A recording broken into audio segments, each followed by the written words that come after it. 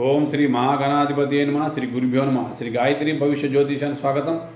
ఈ రోజు నాడు మనము కుంభరాశి యొక్క గ్రహస్థితిని తెలుసుకోబోతున్నాము.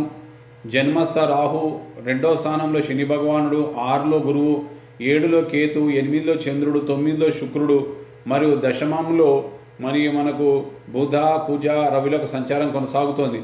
మనం పరిశీలన చేస్తే కనుక వీరు భాగ్యస్థ శుక్ర యోగంలో ఉన్నారని చెప్పవచ్చును. కళలు అందానికి కారకుడు శుక్ర భగవానుడు. కుటుంబంలో సుఖ సంతోషాలు ఉంటాయి. భార్యతో ఆనందంగా, ఉల్లాసంగా, ఉత్సాహంగా ముచ్చటించే రోజులు అనుకోవచ్చును. మరియు దశమ స్థానంలో మనకు బుధ యొక్క కుజ రవిల సంచారం వలన చేస్తున్న స్థానంలో అనేక ప్రశంసలు ఉంటాయి. ఇంతకాలంగా ఎదురు చూస్తున్న నిరుద్యోగులకు ఉద్యోగ అవకాశాలు ఉంటాయి. మరియు షష్టమ స్థానంలో గురువు వల్ల కొన్ని ఎస్డిటి అంటే ఇండైజెషన్ ప్రాబ్లమ్స్ కలిగే సూచనలు సరే జాగ్రత్త తీసుకోవాల్సిందిగా సూచిస్తున్నాము. మరియు జన్మ రాహు ఏళ్ళనాటి శని దోషం వల్ల కొన్ని ఇబ్బందులు కలిగే సూచనలు ఉన్నాయి.